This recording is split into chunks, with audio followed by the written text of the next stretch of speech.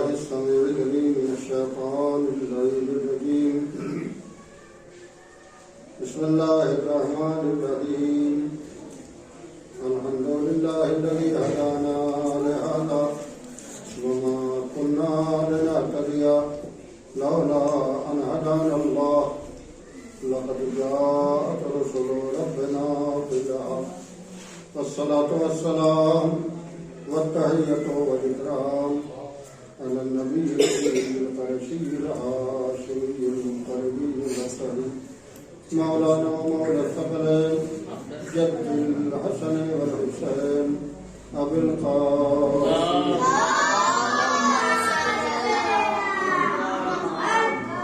وآل الطيبين الطاهرين المعصومين المظلومين المنتجبين المنتصبين ولعنة الله على أعدائهم وقتلتهم وغاشري حقوقهم ومنكري فضائلهم أجمعين من الآن إلى قيام يوم الدين. أما بعد فقد قال رسول الله صلى الله عليه وآله وسلم أنا ولي من نور واحد. صلوات اللهم صل على محمد وآل محمد عجل فرجهم. عزیزان گرامی، جشن ہے جو مناسبت ولادت باشہادت امیر المومنین امام المتقین یاسین الدین حضرت علی بن ابی طالب اللهم صل على محمد وآل محمد، جو آج آپ کی ولادت کے دن کے اعتبار سے بھی مناسبت رکھتا ہے. آپ سب کی خدمت میں اور آپ سب سے پہلے اپنے امام زمانہ محمد وآل محمد مبارکباد پیش کرتے ہیں ان کے جب مولانا امیر المومنین علیہ السلام کی ولادت کے بعد اللهم صل على محمد وآل محمد. حضرات کی خدمت میں بھی تمام چاہنے والوں کی خدمت میں جو پوری دنیا میں کہیں بھی موجود ہے. حدیث جسے انہوں نے کلام قرار دیا ہے وہ دو شخصیتوں سے متعلق ہے کہ خود حضرت ختمی مرتبہ محمد مصطفیٰ صلی اللہ علیہ وسلم اور مولائے کائنات حضرت علی علیہ السلام.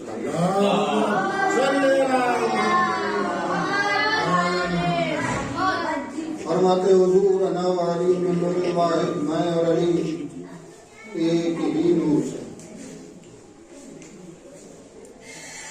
یعنی یوں کہیں کہ جب یہ نور خلق کیا گیا تو ایک تھا،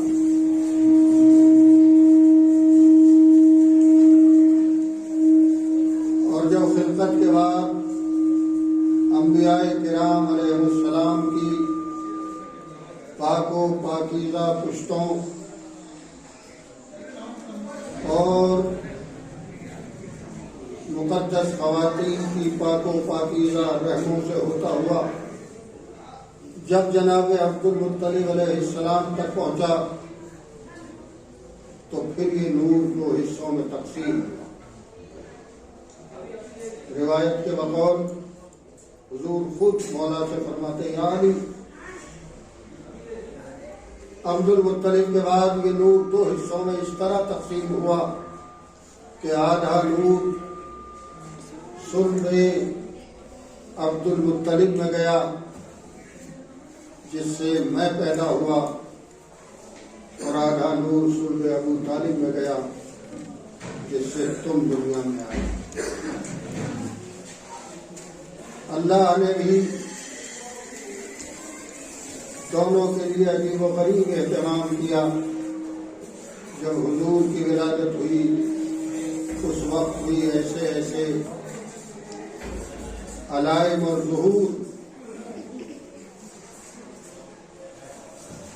ظہور میں آئے کہ جن کے بارے میں کوئی سوچ بھی نہیں سکتا تھا. نہر ساوا خشک ہو گیا، کسرا کے محل کے کنگرے گر گئے، اور اس کے علاوہ بھی دیگر علامتیں. اور جب مولا تشریف لائے دنیا میں تو پھر اللہ نے یہ انتظام فرمایا کہ اپنے پاک و پاکیزہ گھر ہی کو علیہ السلام ان کی جائے ولادت کے لیے منتخب کیا.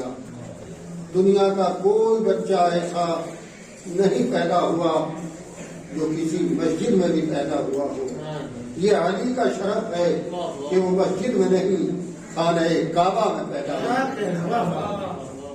اور عزیزان گرامی جب علی پیدا ہو گئے اور حضور ان کے استقبال کے لیے تشریف لے گئے اور علی کی والدہ گرامی خانہ کعبہ سے علی کو لے کر باہر تشریف لائیں اس عالم میں کہ ابھی علی نے آنکھیں نہیں کھولی تھی اور حضور نے آگے بڑھ کے اپنی آغوش کو پھیلایا.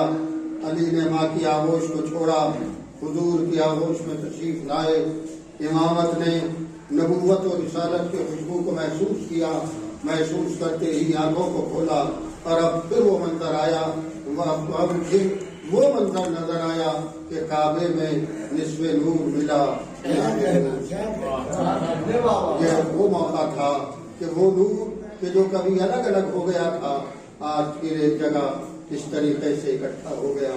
اور جوش والی آبادی نے تو عجیب بات کہی ہے, جب نصف نور صلوات پڑھیں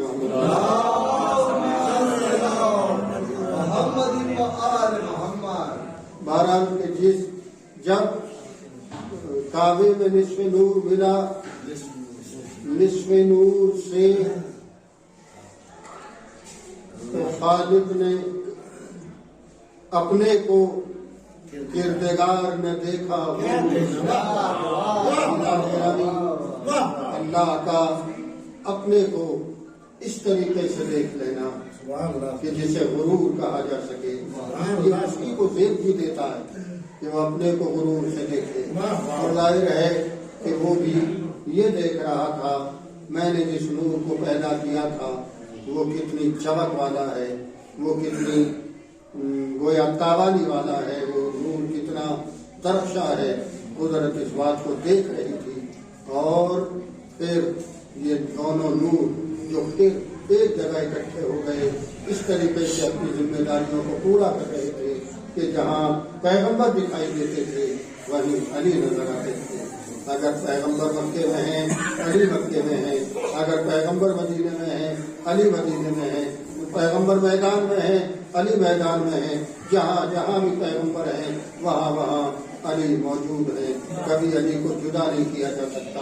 اور عزیزان گرامی پھر ہم نے یہ دیکھا کہ جدائی ہوتی ہے تو اس طریقے سے ہوتی ہے کہ پیغمبر مکہ چھوڑ کے مدینہ جاتے ہیں, علی مکے ہی میں رہ جاتے ہیں. لیکن یہ جدائی بھی کوئی جدائی نہیں ہے, اس لیے کہ پیغمبر جاتے جاتے امانتوں کے بارے میں علی کو بتا کے جاتے ہیں اور یہ کہہ کے جاتے ہیں میں جا رہا ہوں تم ان امانتوں کو امانت داروں تک پہنچا دینا. اور عزیزان گرامی پیغمبر کی وہ امانتیں علی نے پہنچا دی. اگر اس وقت بھی کوئی ایسا موجود ہوتا جس کے حوالے پیغمبر امانتوں کو کر سکتے تو پھر تاریخ یہ نہ لکھتی کہ وہ پیغمبر کے پیچھے پیچھے گئے, تاریخ پیغمبر امانتیں دے گئے. یعنی اس وقت بھی پیغمبر نے علی کے علاوہ کسی کو اس لائق نہیں سمجھا کہ اس کو امانت دار بنا دے. اب یہ قدرت نے حالات پیدا کیے. اگر تاریخ درست ہے کہ آپ کو یہاں نہ رہنا چاہیے, آپ کو ساتھ ساتھ چلے جانا چاہیے, پھر تاریخ نے ایک عجیب و غریب منظر پیش کیا اور وہ یہ تھا کہ پیغمبر ہجرت کرنے کے بعد جب صبح ہونے لگی تو غار میں چلے گئے. اکیلے نہ تھے ساتھ میں تھے وہ صحابی جو بڑے مکرم ہیں, معظم ہیں, محترم ہیں, صاحب احترام ہیں یقیناً. لیکن قرآن مجید نے یہاں پر یہ بات کہی کہ اور تفسیروں کے زیر نظر اگر ہم دیکھیں تو پھر یہ ہے کہ وہاں ایک ساتھ تھا کہ جس نے گویا کاٹ لیا یا کاٹنے کی کوشش کی. بہرحال گریا تاری ہوا. اب ظاہر ہے کہ اس کا مطلب یہ ہے کہ جب کوئی تکلیف پہنچے تو رونا بدعت نہیں ہے. صحابہ عزیزان گرامی اور پیغمبر کی زبان مبارک سے بقول قرآن یہ تسلی دی گئی، لا تخاف ولا تحزن، ڈرو نہیں، رنجیدہ نہ ہو۔ ڈر کا ہے کہا گیا، ڈر تو سامنے والی چیز کا ہوتا ہے، ٹھیک ہے، ساتھ موجود ہے۔ ہاں ایک بات اور ذہن میں آتی ہے، ہم کہہ دیں بڑھاپے میں سانپ سے ڈر جانا یہ ان کا کام ہو سکتا ہے، گہوارے میں کل اشتر کو چیز بہرحال قرآن مجید کہتا ہے، پیغمبر نے تسلی دی، لا تخف ولا تحزن، ڈرو نہیں، رنجیدہ نہ ہو۔ اب عزیزان گرامی، خوف تو سامنے کی چیز سے ہوتا ہے، لیکن رنج کبھی سامنے کی چیز سے نہیں ہوتا، رنج ہمیشہ گزشتہ چیز پر ہوتا ہے۔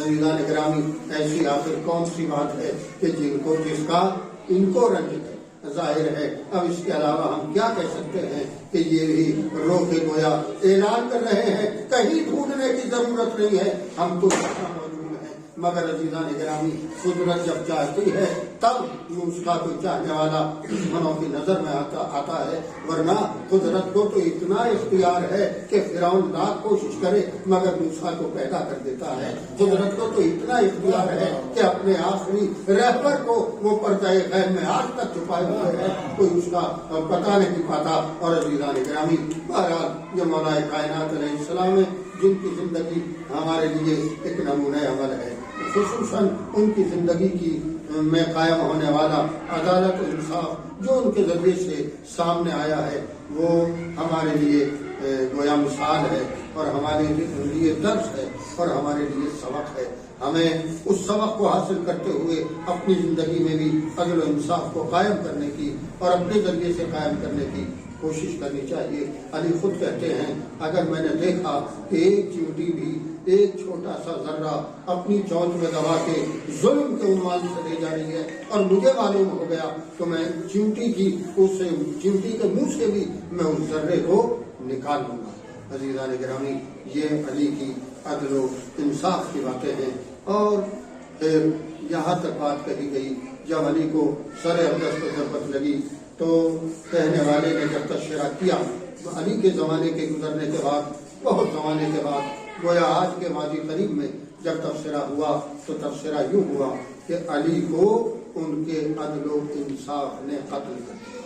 یعنی اگر اپنی زندگی میں علی نے بھی ظلم کو شامل کر دیا ہوتا تو جیسے امیر شام زندہ رہا ویسے ہی علی بھی زندہ رہتے، لیکن پھر دونوں زندگیوں میں کوئی فرق نہیں ہوتا۔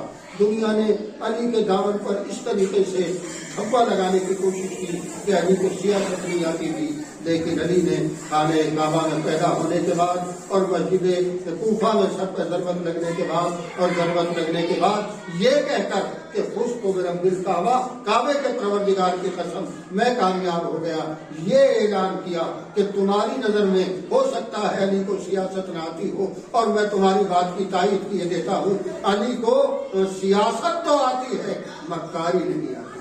تمہاری نظر میں سیاست کا ترجمہ مکاری ہے، مجھے وہ مکاری نہیں آتی۔